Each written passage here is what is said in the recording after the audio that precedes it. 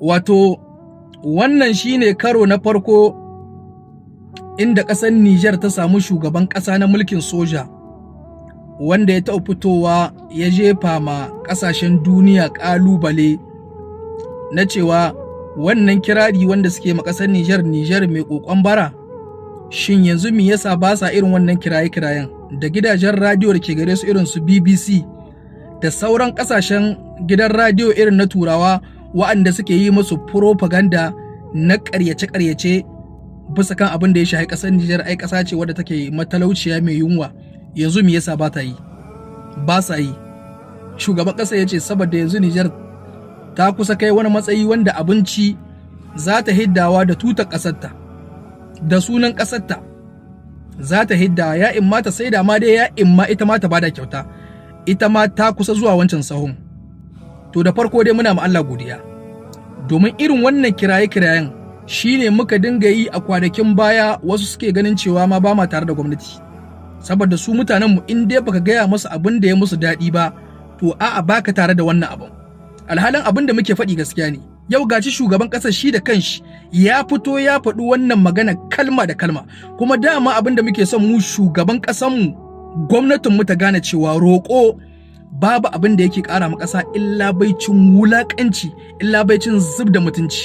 Shi yasa sahabban manzo Allah da suka fuskanci da annabi ya karantar da su, suka zamana a makarantar annabi ya karantar da su me ake ce ma duniya, suka gane cewa roƙo ba abin da yake yi illa baicin duk darajarka, duk kimarka. Idan zaka je kana roƙon mutane ko ku je kuna shela a taimake ku, to mutuncinku da darajarku sai ya zube.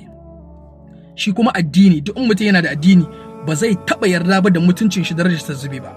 Shi yasa sabai wato Allah da kanshi ya bada shaida wa'annan mutanen.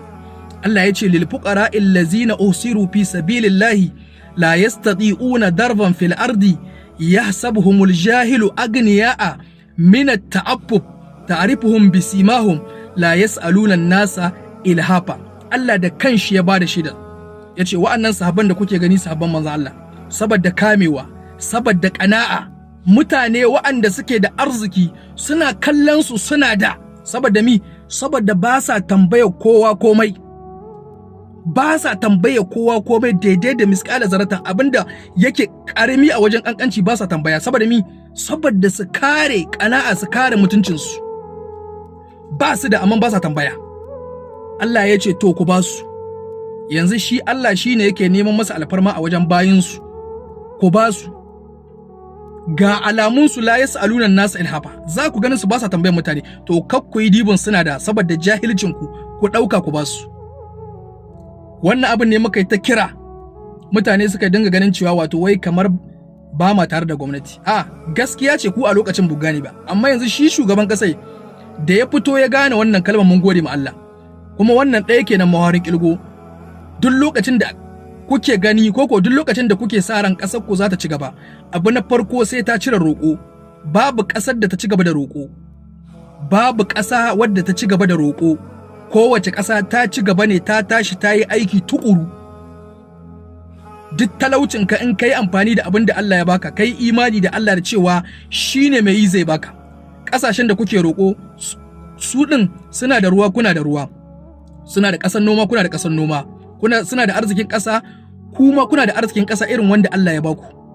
To wani irin san banza ne, wani irin wato ci zaune ne wanda kuke son ku a ɗauko a baku? To duk inda shugaban ƙasar ku ya gane cewa roƙo yana zub da mutunci, in har ya gane wannan abin a karan kanshi, to wallahi an ɗasa ɗashin ba na cin nasara na rayuwa.